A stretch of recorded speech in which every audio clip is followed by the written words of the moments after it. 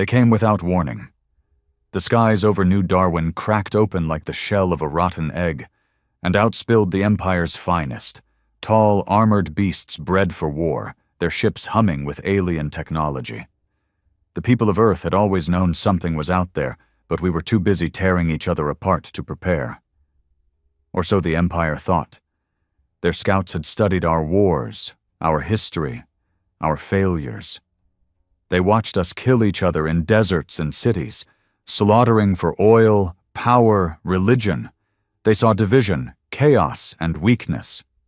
What they didn't understand, what they never could, was that humans weren't weak because we fought. We were strong because we never stopped fighting. I was in the wreckage of Pittsburgh when the first wave hit. Not much left of the city by then. Years of internal collapse had left it hollowed, barely breathing. I was just another grunt, another ex-soldier trying to stay fed. Name doesn't matter. I've buried it deep with the bodies of the Empire's warriors. What mattered was survival, and we'd had a hell of a lot of practice with that. The Empire's warriors looked like gods when they landed, 8 feet tall, plated in shimmering armor, their language a static screech of superiority. They gave no warnings, no offers of peace, just a single, blaring message translated through every screen. You are unfit to rule yourselves. Submit or be annihilated. Most governments bent the knee within hours. Cowards. They'd seen their people starving, nations crumbling, and thought submission meant survival. But the rest of us, the forgotten, the unwanted, the angry, knew better. We had no nations, no flags, no presidents left worth a damn. We had nothing to lose, and that made us dangerous. The resistance didn't start with a speech. It started with a shovel to an Empire soldier's throat. Some drunk in what used to be Detroit decided he wasn't going to kneel, and when he took one of those giants down with nothing but raw rage and rusted steel, something shifted. We saw it. We felt it. The fear started to bleed out of us, replaced by something sharper. Hate, maybe. Pride, definitely. Whatever it was, it spread like wildfire. They sent their best, their elite shock troopers into the worst parts of Earth, expecting us to beg. We laughed in their faces. I led a cell out of the ruins of Pennsylvania. 5 men, 2 women, all killers in some form or another. We didn't wear uniforms, didn't fly banners. Our weapons were stolen, broken, patched together with wire and duct tape. But we knew how to fight dirty. The Empire didn't. We set traps. We hunted in packs. They had drones. We had IEDs made from trash and fuel. They had armor. We had bullets laced with acid. They had strategy. We had rage. They called us insects. They called us diseased. I watched a commander scream that we were beneath their notice right before one of my men shoved a pipe bomb into his breathing vent. The explosion lit up the night like fireworks. By month 2, the skies weren't so full of their ships anymore, but they didn't stop. The Empire doubled down. More troops, heavier weapons, giant siege walkers that could flatten a building with one step. They thought brute force would do what fear hadn't. It was almost cute. They didn't understand the one rule of Earth. You push hard enough, and even the broken rise up. They didn't expect a species that had survived extinction-level events, genocide, nukes, and their own stupidity to suddenly unite. But we did. Not all of us, but enough. In the silence between battles, we'd listen to their transmissions. They couldn't understand why we kept fighting. "They are primitives," one voice said. "Why do they not submit?" That's when we smiled. Because they came thinking they were gods, and we were about to show them how humanity deals with false gods. The next few weeks turned cities into graveyards, not just for us, but for them. We didn't have air superiority. We didn't have fleets or EMPs or coordinated global defenses. What we had was instinct, hate, and a level of endurance the Empire had never witnessed. Every street became a trap. every sewer a tunnel of death. The Empire thought it could use its towering mech suits and thermal scanners to flush us out, but they forgot something important. Humans lived in filth. We thrived in it. We'd been crawling through garbage and breathing in poison for centuries. Radiation, chemical waste, viral outbreaks. These weren't war crimes to us. They were just Tuesday. I remember one night in the hollowed remains of Atlanta. The Empire had deployed a full Hunter-class unit, 10-foot apex killers with scanning drones, mounted cannons, and AI-assisted reflexes. They marched like death itself, tearing down buildings to root out resistance. We were down to 6, half-starved, out of ammo, morale hanging by a thread. But one of the kids in our group, some wiry mechanic from old Mexico, had rigged the entire subway line with enough C4 to vaporize a freight train. We waited until they entered the tunnel, then sealed the exits and lit the fuse. The blast thundered through the earth like a god's heartbeat. Rubble and metal, concrete and limbs, it all shot skyward in a plume of dust and fire. We found pieces of that Hunter unit scattered 2 blocks away. Their elite troopers, those arrogant, gene-edited bastards, were just meat once we took their toys away. But this wasn't just about traps or clever tricks. It became psychological. We started broadcasting messages over their own frequencies. Old human war songs, laughter, sometimes just the sounds of their own dying soldiers screaming. It broke them. You could hear the panic creeping into their voices during command calls. They started sending in their lower classes first, expendables, slaves from conquered planets. Their so-called empire of unity? Nothing but fear and control. And when those lower-class conscripts saw how we fought, some of them began defecting. I met one, name unpronounceable, looked like a walking jellyfish wrapped in armor. We called him Ribs because his chest looked like a cracked xylophone. He turned on his handlers during a skirmish, took 3 plasma bolts to the back to warn us of an ambush. He died grinning, a human expression he'd learned from us. The tide didn't turn all at once. It came in blood, sweat, and betrayal. For every Empire soldier we killed, they glassed entire neighborhoods in retaliation. Their orbiters could incinerate cities from the sky. We had to keep moving, keep hiding. But that's when the worst mistake of their campaign happened. They bombed New Omaha. Not a major city anymore, just a big refugee camp, full of women, kids, old men, nothing strategic, no weapons stockpile. They hit it anyway, burned it to ash. Live feed showed mothers clutching blackened babies, skin melting like candle wax. I watched it with a hand on my rifle, and something in me snapped. We weren't just resisting after that. We were hunting. You know that old saying about cornered animals? Humans are cornered animals with nuclear scars and thousands of years of hate in their bones. We don't fight fair. We fight to win.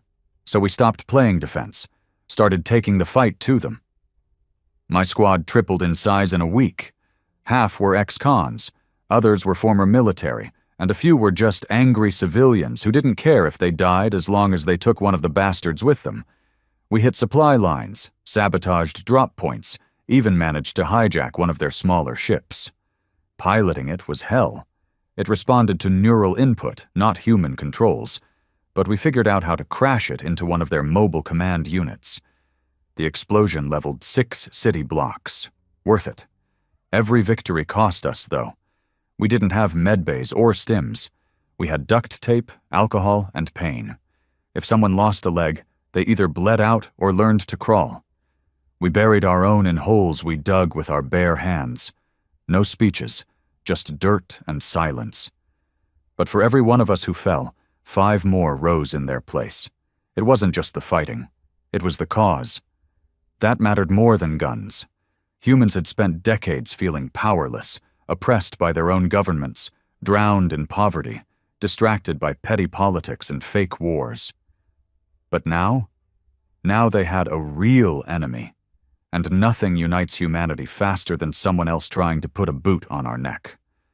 The Empire tried to adapt, switched tactics. They started cloning some of our own soldiers, cheap imitations using human DNA scraped off battlefields. But clones don't have soul. They don't have rage. You could see it in their eyes, lifeless, empty, like machines wearing flesh. We slaughtered them without a second thought. Even the captured ones didn't beg for mercy. They just stood there, waiting for orders that never came.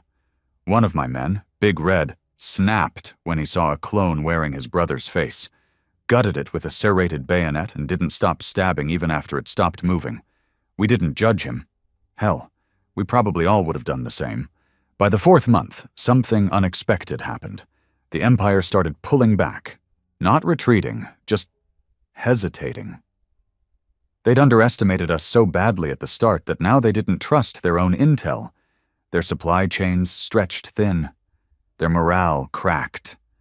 Their commanders fought each other in hushed transmissions. We intercepted a message from one of their fleet captains saying, "The humans are infected with something. It's not disease, it's something worse. They don't fear us." Damn right we didn't. But fear's a funny thing. It shifts. We weren't fearless. We were just angry. That anger became something bigger than us. Across the planet, other cells were rising. China's underground coal cities lit up with guerrilla fighters. Africa's war-torn zones turned into war hubs. South America? They started launching their own counterattacks using ancient tech and black market gear. The Empire realized, too late, that Earth wasn't one nation. It was a planet full of predators in waiting. That's when they sent the Judicator. Not a soldier, not a battalion, a single being, their executioner, a creature bred for planetary-level slaughter. 9 feet tall, wrapped in kinetic shielding, born in the heart of a dying star, according to their myths. It landed outside what was left of Chicago and issued a challenge. Any human who could defeat it in combat would earn the right to negotiate surrender. That thing killed 20 fighters in the first 10 minutes, tore them apart with invisible blades, vaporized the rest with shockwaves. It stood over their bodies and laughed. I didn't wait for orders. I just walked out with a pack of grenades and my father's old revolver. Every part of me screamed that this was suicide, but some part of me needed to face it. Not for glory, not even for revenge, for proof. Proof that we weren't beneath them. Proof that even if we lost, we went down swinging. The fight wasn't fair, never is. I was faster, but it was smarter, stronger. It read my movements like a book. But pain is a teacher, and I'd studied under it for years. I let it break my ribs, dislocate my shoulder, but I planted every bomb I brought with me. The last one? I shoved that straight into the bastard's throat while it was monologuing about evolution and superiority. I smiled, just like we always did, and pulled the pin. The Judicator exploded in a cloud of sparks, gore, and smoke. I woke up 3 days later in a rubble-strewn bunker with half my face wrapped in gauze and the rest of my body stitched together like Frankenstein. But when I looked around, I saw something I hadn't seen in months. Hope. They told me the blast had triggered a massive uprising. Word spread fast. The unkillable warrior had fallen. They didn't know my name. They just called me the man who smiled. Good. Names don't matter anymore. Not mine, not theirs. Only the message does. They sent their best. We smiled, then we crushed them. They called it a tactical pause, a regroup, a moment for the Empire to evaluate resistance vectors and redefine planetary dominance protocols. In simpler terms, they were bleeding, and they didn't know how to stop it. We had cut too deep, too fast. And for the first time in what must have been 1,000 years, the Empire was afraid of losing a war. It started in the sky. We noticed fewer patrol ships, fewer low-altitude scans. The drones, those buzzards that hovered day and night, started falling from the sky, either abandoned or malfunctioning. Whatever AI ran them must have started glitching. Or maybe even it couldn't process the madness Earth had become. We weren't just killing soldiers now. We were winning minds. Entire platoons were going rogue. Empire sympathizers who'd been installed in early stages were either hunted down or defecting. I got word from an old hacker in East Berlin that the Empire's communication grid had been breached by a 10-year-old using scavenged tech and rage as motivation. They hijacked the main propaganda stream and flooded it with footage from Omaha. The charred bodies, the screaming children, the ash-blown winds. They didn't blur it. Let the galaxy see who their so-called superior species really were. And something strange happened after that. Other planets started reaching out. Whispers, mostly. Garbled transmissions from enslaved species. Rebel signals in dead frequencies. At first we thought it was a trick, but one by one, they confirmed. Earth's resistance had lit a spark. The galaxy was watching and waiting. I should have felt pride, hope. Instead, all I felt was more anger. Because we weren't finished. The Empire still had its claws in our cities, its boot on the neck of half the population. Every time I closed my eyes, I saw that judicator laughing. I heard the buzz of alien ships and the cries of dying civilians. And I knew we hadn't hurt them enough. Not yet. So we started planning our next move. Not just to fight, but to end it. Permanently. We'd heard rumors of a central relay point, a massive command spire the Empire had erected in what used to be Colorado. The Rockies had been flattened during their initial descent, turned into slag and steel. That spire? It was the nerve center. All ground operations, all command feeds, all orbital drops came through it. Without that tower, their infrastructure would collapse like wet paper. Of course, it was suicide. They'd fortified it with everything. Automated defense grids, aerial drones, genetically engineered watchdogs that didn't need sleep, didn't feel pain, didn't bleed. No one had gotten close. Until we did. We didn't bring an army. Just 32 volunteers. Every one of them had lost everything. Parents, wives, kids, homes. Some had nothing left but their hatred, and that was more than enough.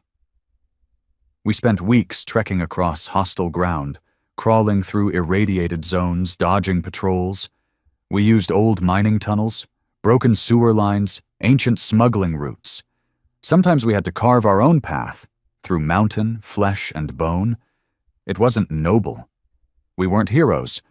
We were just angry men with nothing left to break. Halfway there, we ran into a blockade, one of their heavy field units. Mechs, 12 stories tall, designed for siege warfare, not recon. But they spotted us anyway, opened fire with plasma mortars that turned rock into vapor. We lost 7. Just gone. 1 second there, next second scattered across the dirt like ash.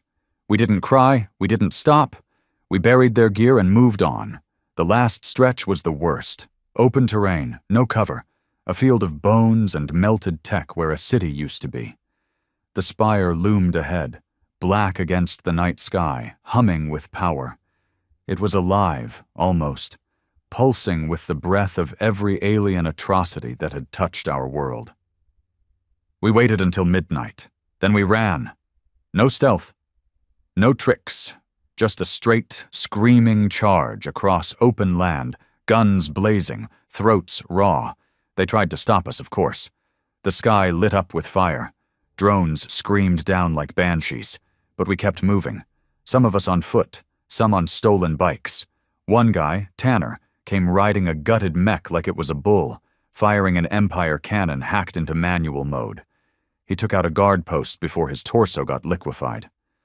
We didn't stop to mourn. We blew a hole in the outer wall and poured through like a damn virus. Inside was chaos. Empire soldiers, techs, analysts, they panicked. They'd never expected humans to breach this deep.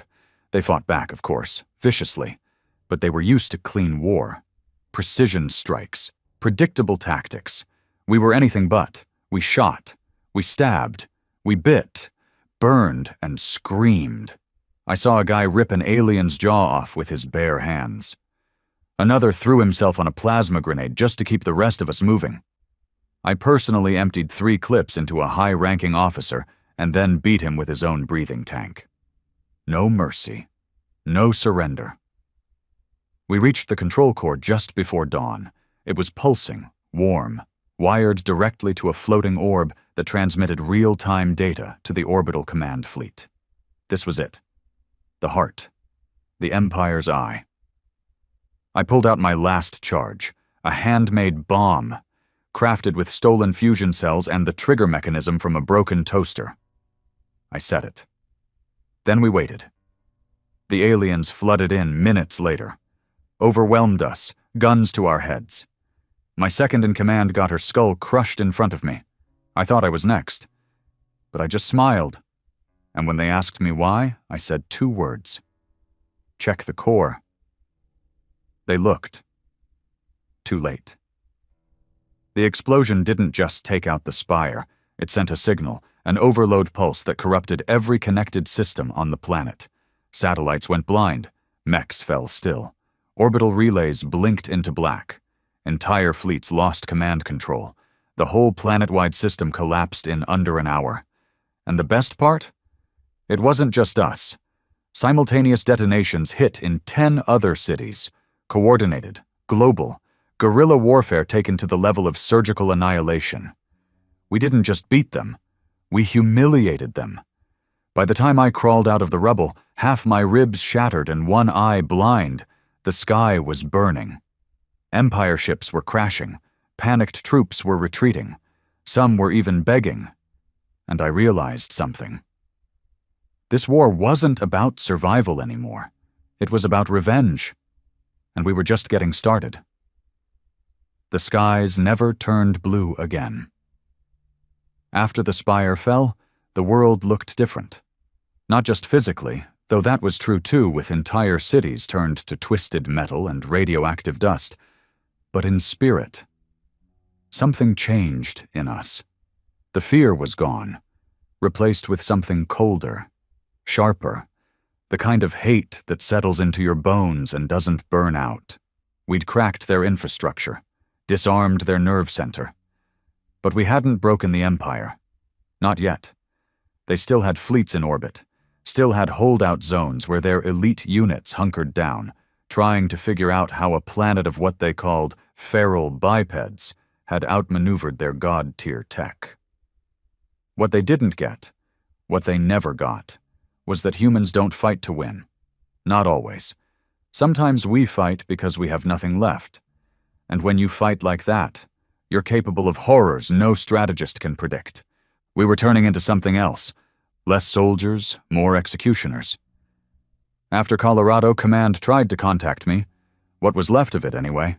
Some underground network out in the Balkans.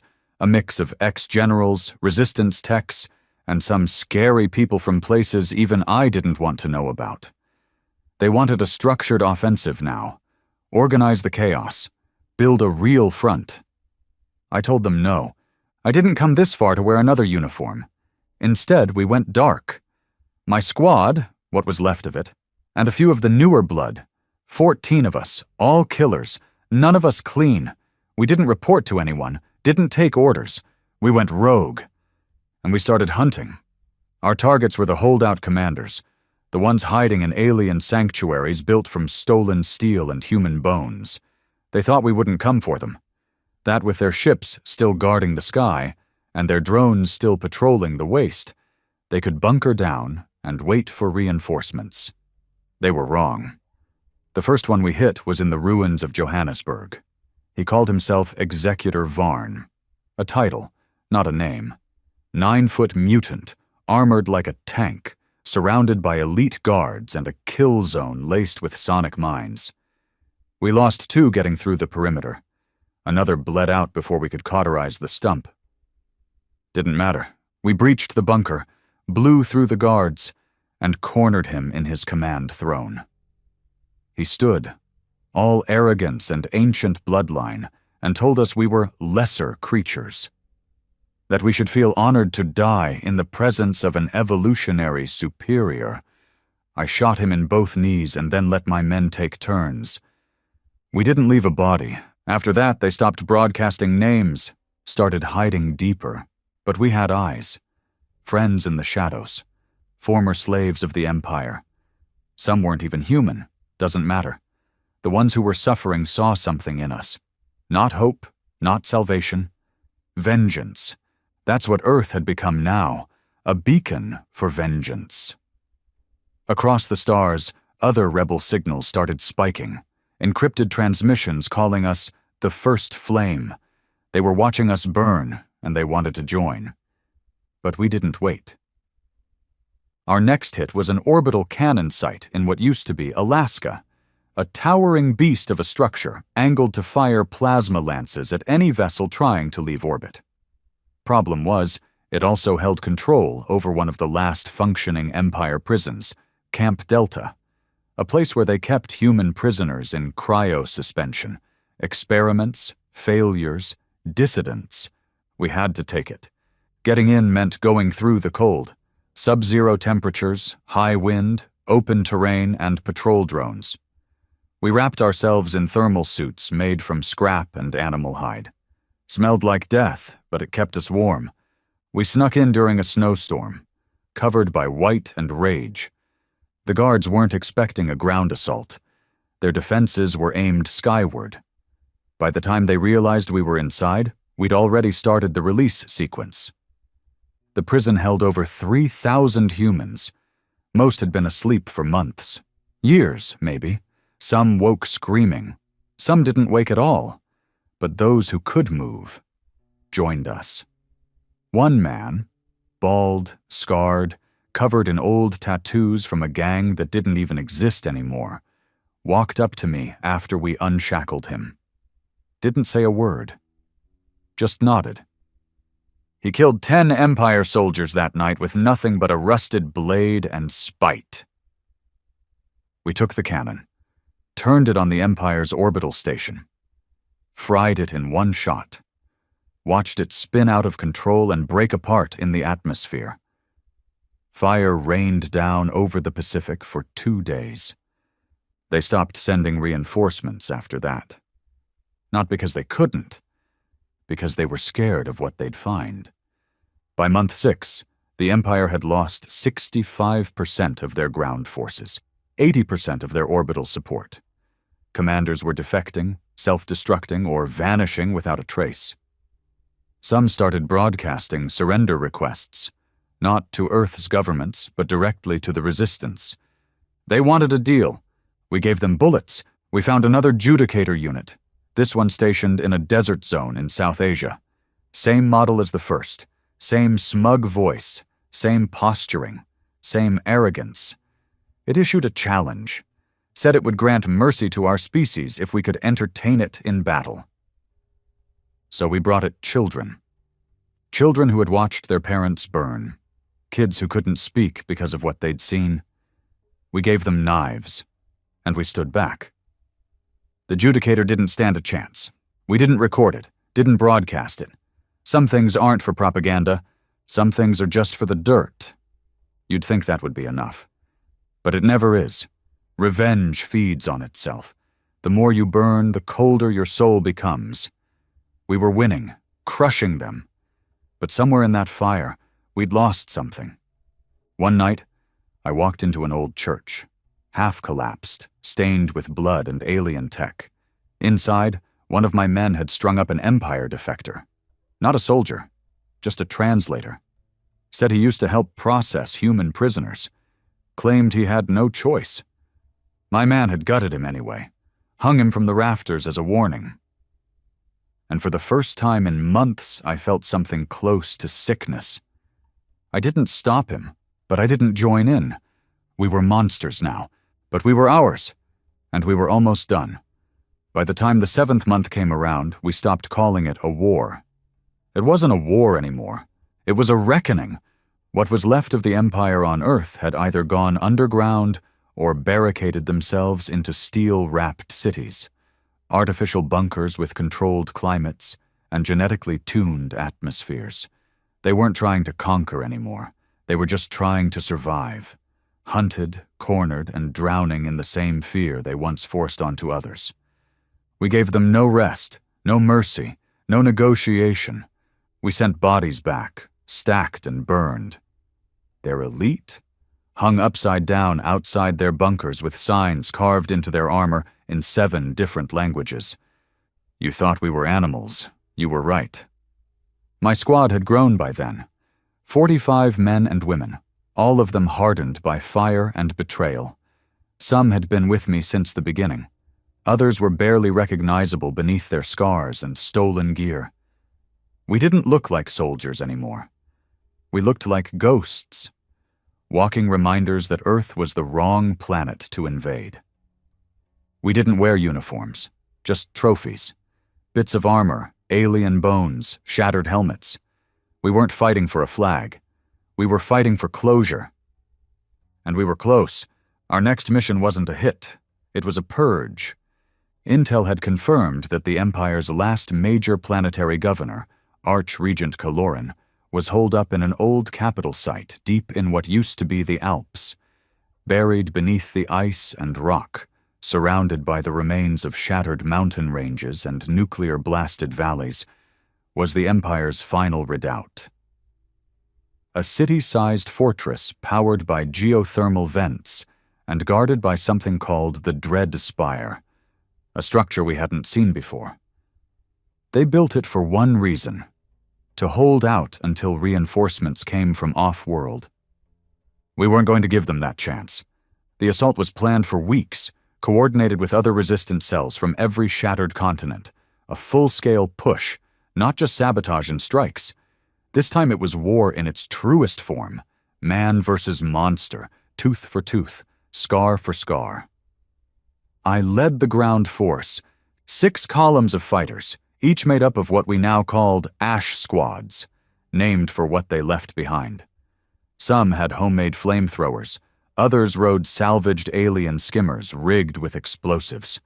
We were suicide wrapped in steel and hate. The approach was hell. Blizzards tore skin, drones blanketed the sky.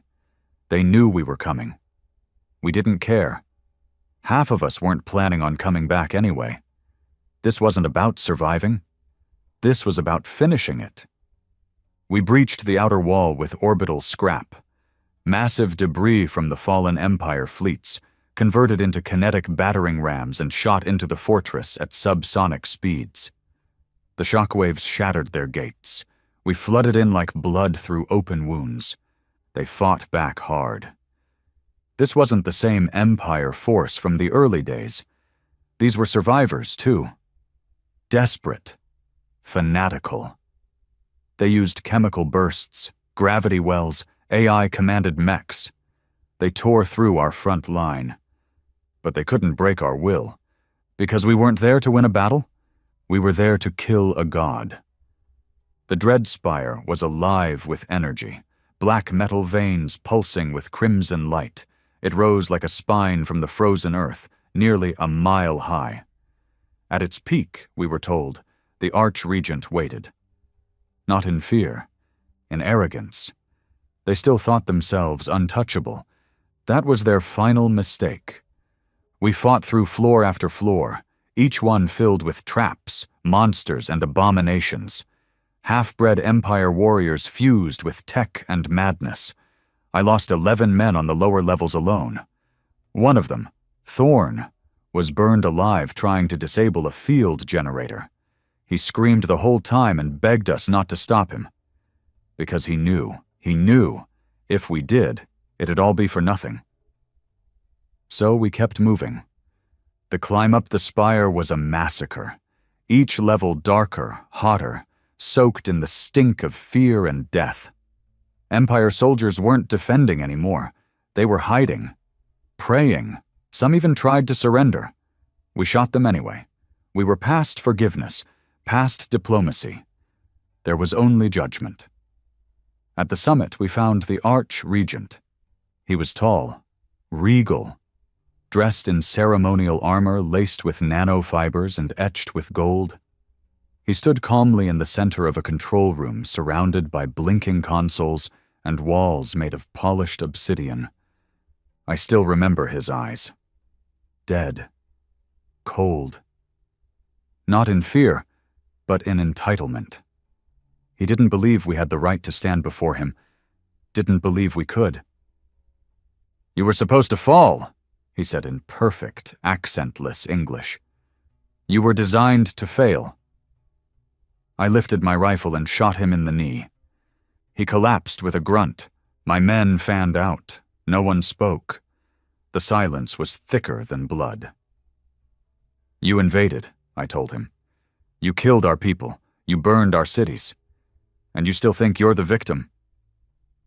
He looked up, bleeding, face twisting into something between pride and disgust. "You are chaos incarnate," he said. "You have no order, no unity, just rage." Exactly. Then I drove my knife into his heart.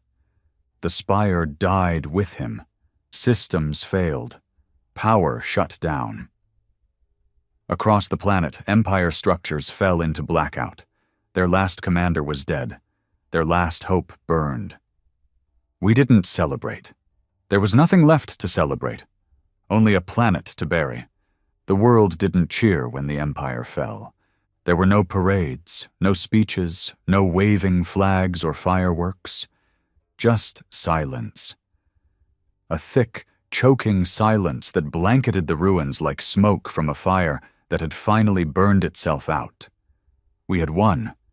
But winning didn't feel like triumph. It felt like standing in the aftermath of a massacre you started, then realizing you were the last one left breathing. The empire was gone.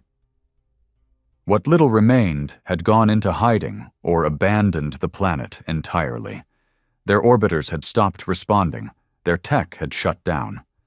Whatever off-world fleet was watching decided Earth wasn't worth it anymore. Too costly, too bloody, too human. But we were left with the wreckage, with the bodies, with the scars. There were mass graves everywhere, some organized, most not. Entire cities had become burial grounds, bodies layered in rubble, their faces half melted, some unrecognizable even to their own kin. In some places, the stench was so thick it sank into your skin, no matter how long you scrubbed. We didn't rebuild right away. We couldn't. There was nothing to rebuild. No governments, no infrastructure, just scattered factions of survivors, some clinging to the idea of society, others going full feral, turning their backs on civilization altogether. Power was chaos. Territory was violence. Food and clean water were more valuable than bullets. But the worst part? The war hadn't left us. We brought it home with us. The men who survived the spire, the ones who climbed with me, who watched everything die around them, weren't the same when we came back down. We'd seen too much, done too much. We didn't know how to live anymore. We were ghosts. I remember walking through the bones of Berlin weeks later, looking for survivors, for supply caches, maybe even for peace. I found none of it. Just a group of children, barely old enough to speak, surrounding the carcass of an Empire scout drone, bashing it with rocks, laughing, singing some twisted song about break the skull, drink the sparks. They had no idea what peace was. They'd never known it. They were born in fire, and now they lived by it. I tried to help. We all did. But help meant leadership. Leadership meant decisions, and decisions meant power. Power breeds violence, always. Some of my own turned on each other. Factions formed. Old grudges flared up. Gangs that had worked together during the war started carving up land, raiding each other. For resources, they said. But really? It was for pride, for ego, for the addiction of control. That's when I knew we'd lost something deeper than cities and lives. We'd lost our soul. One of my oldest fighters, Creed, pulled me aside one night. We were sitting around a fire, surrounded by the corpses of Empire tech we'd once called gods. "You ever think we went too far?" he asked. I didn't answer right away, because the truth was, yeah, I thought about it every damn day. But I couldn't say it, because then everything we did, everyone we lost, would have been for nothing. So I looked him in the eye and said, "We did what we had to." He nodded, but he didn't look convinced. He killed himself 2 nights later, left no note, just walked into the fire and didn't scream. Others followed. The pressure of peace, of not having something to kill, was too much. We were built for war now, engineered by it, sharpened into blades that didn't know how to stop swinging. And with the empire gone, we turned inward. I tried to stop it, tried to form a new coalition, not a government, nothing formal, just a council, a way to share power, to avoid another collapse. We called it the Black Table, 13 seats, equal say. By the end of the first month, 4 seats had been assassinated. The rest started wearing body armor to the meetings. We were too fractured, too damaged. And the truth was, too many of us liked the chaos. We'd found purpose in it, identity. The war hadn't broken us. It had shaped us. But there were still moments, small, fragile moments, that made me think something better might still be possible. I met a woman outside the ruins of Florence. She wasn't a fighter, wasn't anyone special, just a doctor. Used to work with Empire captives, patching up prisoners, trying to keep kids alive in the camps. She didn't care about revenge or power. She cared about planting seeds. Literally. She'd started a greenhouse, right in the middle of the rubble. No tech, no fancy machines, just dirt, sunlight, and grit. Tomatoes, potatoes, even a few stubborn apple trees. She called it her silent rebellion.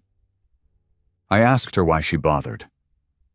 She just looked at me and said, "Because we have to remember how to live, too."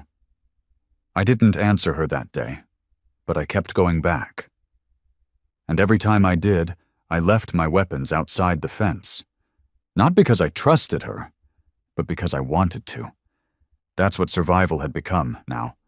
Not rebuilding, not revenge, not glory, but little acts of trust, of hope, even if they didn't last.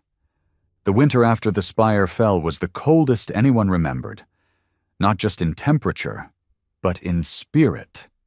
It wasn't the kind of cold that crept into your bones. It was the kind that pressed into your chest, weighed down your breath, made the air feel like it was punishing you just for being alive. They said it was from the orbital ash, the remains of the Empire's station still drifting in the upper layers of the atmosphere. Dust and debris choked out the sun. The sky hadn't been blue in months. Everything was gray, the kind of dull, lifeless gray that made it feel like the world had just stopped caring. We had become a species of survivors. That sounds noble. It wasn't. Most days I'd wake up and wonder if I was going to have to kill someone, not for ideology or strategy, but because they'd stolen food, or medicine, or shot someone's brother. Humanity had splintered into micro-kingdoms, warbands, cults, ragged towns wrapped in barbed wire and paranoia. Trust was a currency more expensive than water. I tried to stay out of it. After the Black Table collapsed, I walked away from leadership, let them fight over the scraps. My war was over, or so I told myself. I spent most of my days outside the old Florence ruins, working with the woman who planted the greenhouse. Her name was Marion. She never told me her last name, and I never asked. We had an unspoken agreement. No pasts, no lies, no stories unless you were drunk or bleeding. She showed me how to care for soil again, how to look after fragile things. At first I was garbage at it. My hands were too rough. I broke stems just by brushing them. But she never scolded me, just nodded and said, "You'll learn." Plants aren't afraid of scars. One afternoon, I asked her why she stayed, why she didn't flee, didn't try to find one of the safer zones in the north. She answered with a question. "What's the point of safety if you can't grow anything in it?" I thought about that a lot. I also started having dreams. Bad ones, not about the war itself. That part was almost easy to accept. The shooting, the screaming, the blood, that was just noise. What haunted me was the silence that followed. The faces of the men who followed me into fire and never came back. The look in Creed's eyes before he walked into the flames. The boy who died calling my name because he thought I could save him. I kept those dreams to myself. What was I supposed to say? Hey, I'm still broken even though we won? We didn't win, not really. We just didn't die. The problem was, neither did everyone else. One night, Marion and I were working under oil lamps, patching a makeshift irrigation pipe, when we heard the trucks. Not hovercraft. Trucks. Old engines, noisy and inefficient, but loud enough to mean only one thing: a convoy. Visitors. I reached for my rifle before I even realized I'd moved. She froze. Expecting anyone? I shook my head. Nobody good announces themselves that loud. She stood and wiped her hands on her jacket, calm as ever. Let me talk first. The trucks rolled in a few minutes later. 3 of them, rusty and reinforced with welded scrap armor. Each one flew a black flag with a silver handprint painted in the center. I knew that symbol. The Iron Flock, a splinter faction from the Black Table days, ex-military types mixed with scavenger gangs, half religious, half mad, believed that Earth's survival was divine punishment, and that only through discipline and purging could we become worthy of the planet we'd taken back. Fanatics! The lead truck stopped 20 yards from the greenhouse. 6 men stepped out. One of them wore a long coat made of stitched-together Empire banners, their symbols scratched out. He smiled like he owned the place. "Peaceful day," he said. "Depends on the visitor," Marion replied, hands visible. He tilted his head, studying her like a scientist studies a rat. "We've heard of this place," he said. "The garden, the healing."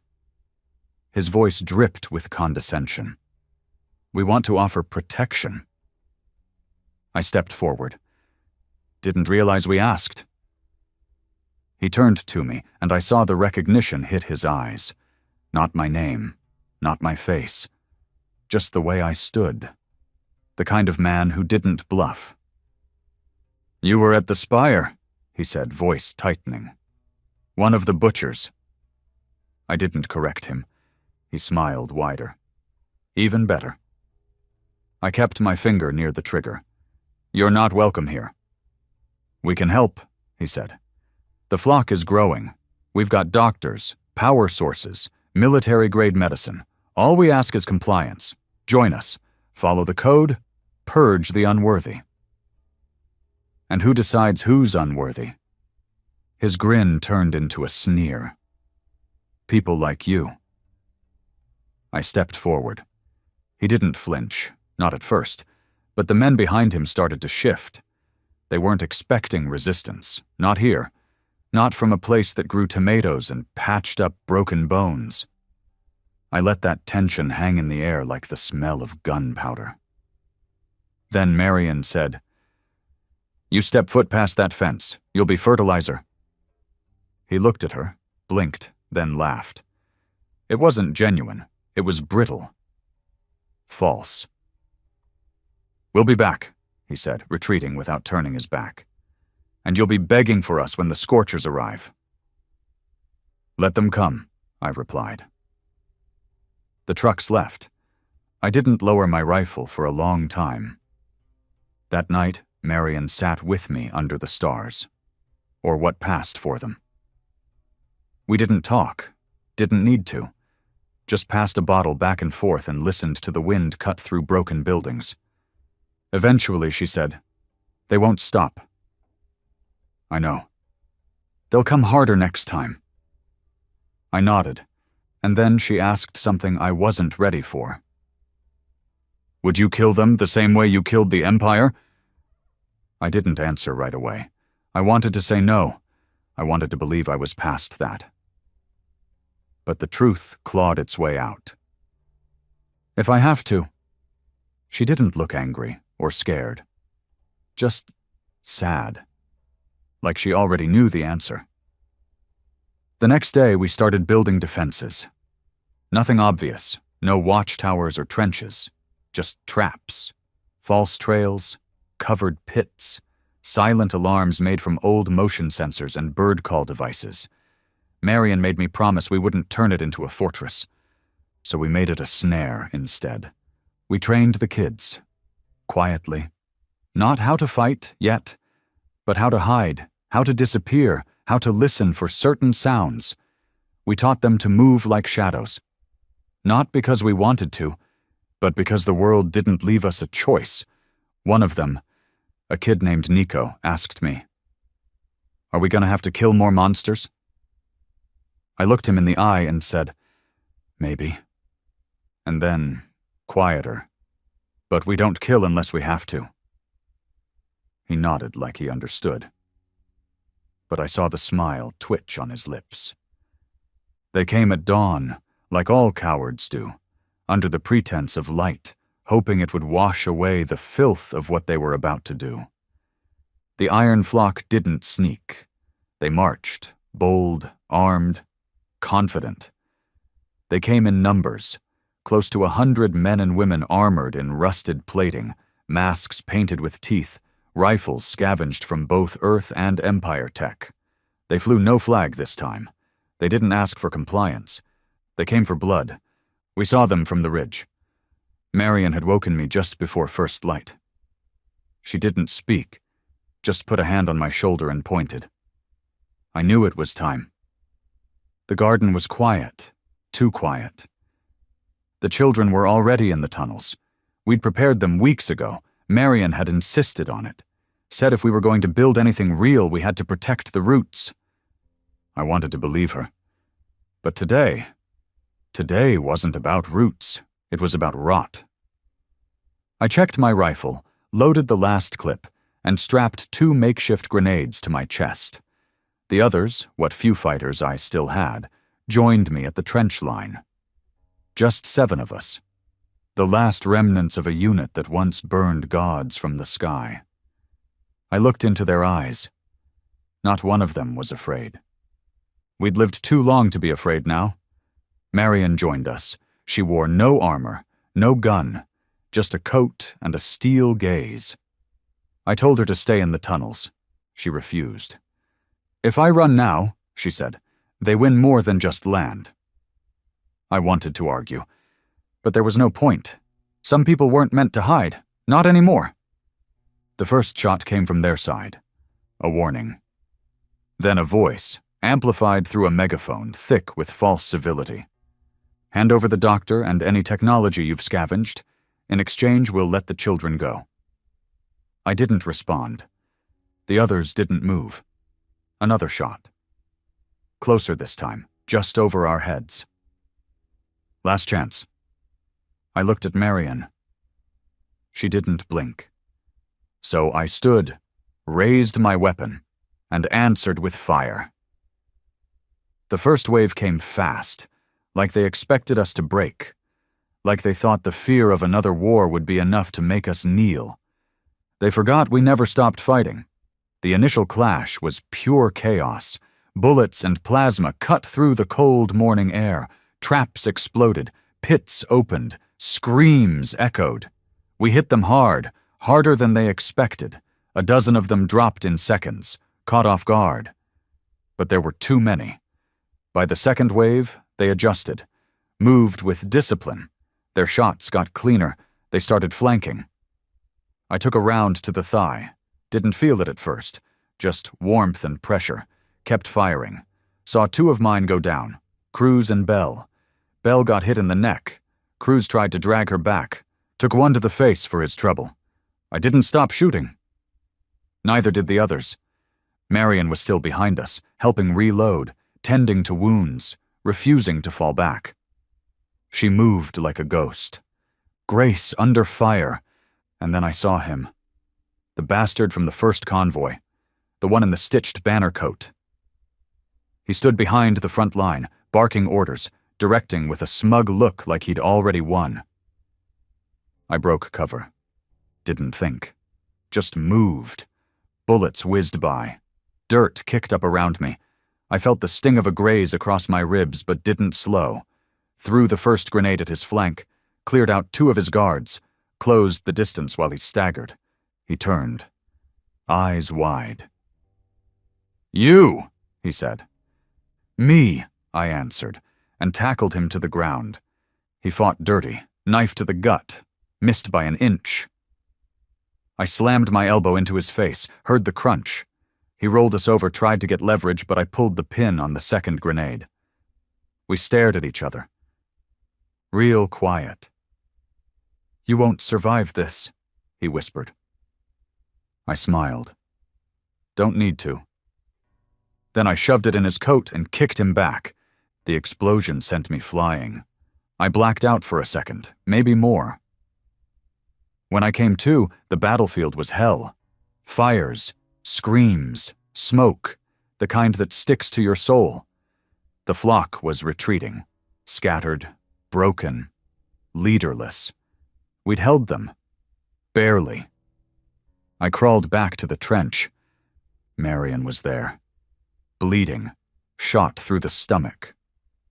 I pulled her into my lap, tried to stop the bleeding with my hands, with cloth, with anything. But it was too much. Too fast. She looked up at me, eyes wet but calm. "You saved them," she said. "No," I whispered. "We saved them." She smiled. "Good." Then her hand dropped. And she was gone. I don't remember much after that.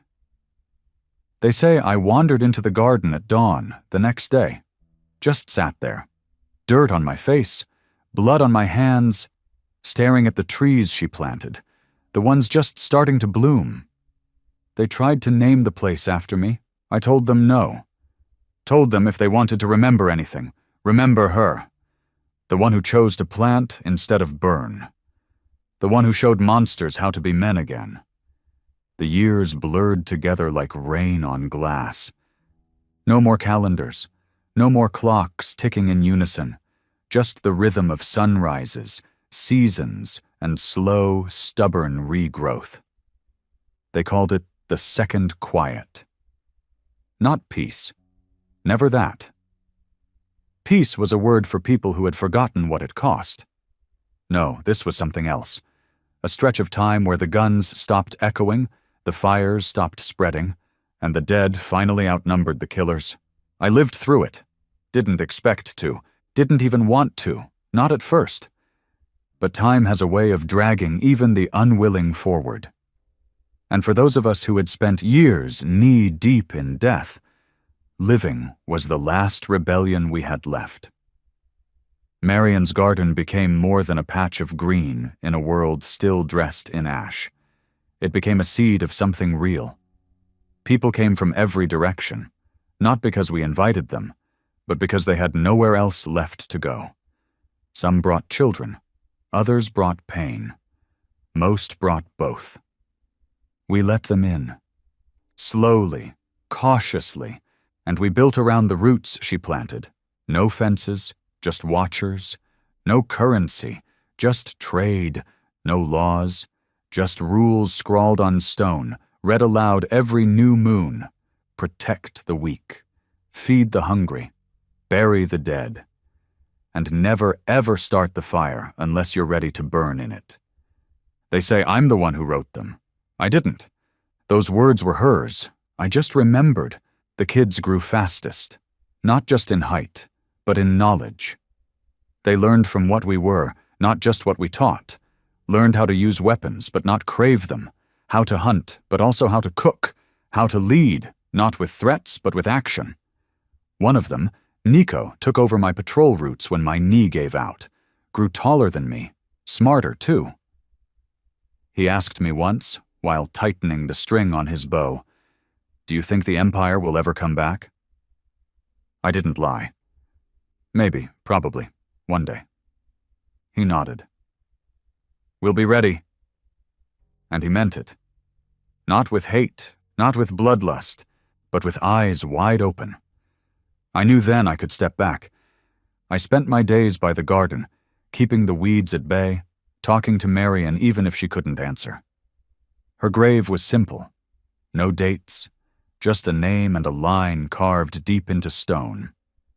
She chose to grow where others burned. People left her gifts, small things, a pendant, a poem, a folded drawing from a child who'd never known her smile, but still felt it in the fruit she helped grow. Sometimes they'd ask me to speak about her. I always said the same thing.